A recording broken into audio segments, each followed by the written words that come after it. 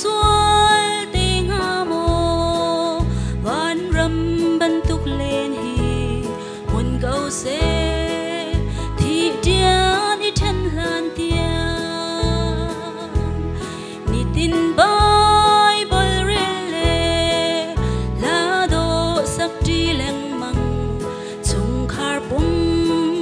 ta hi anuam tuk e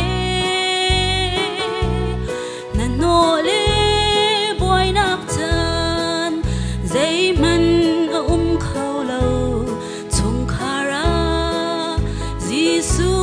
a boy a chun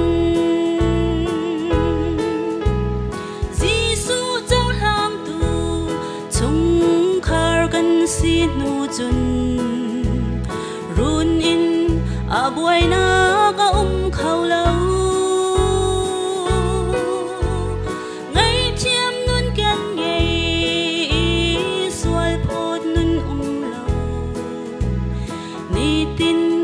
lom nang he kan leng zung zal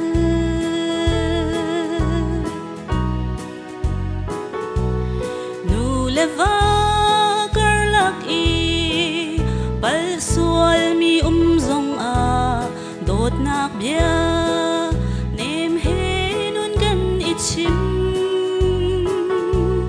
thiam chu nak lo in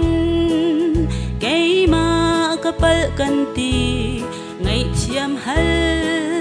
masa si kan izuam jisu chau hang tu chung khar kan si nu chun run in a boy na ka khau lo ngay thiam nun ken nge sual phot nun lo ni tin lom na he kan leng zung zal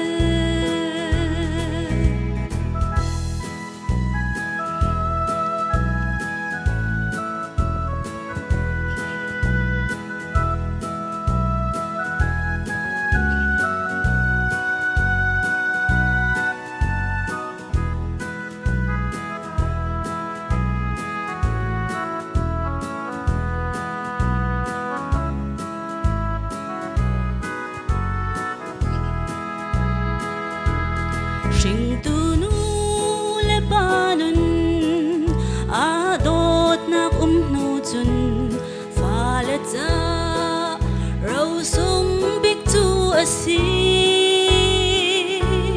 chung khar a pathian dot nak bia ale na chun volei hi kal dak ding ka siang lo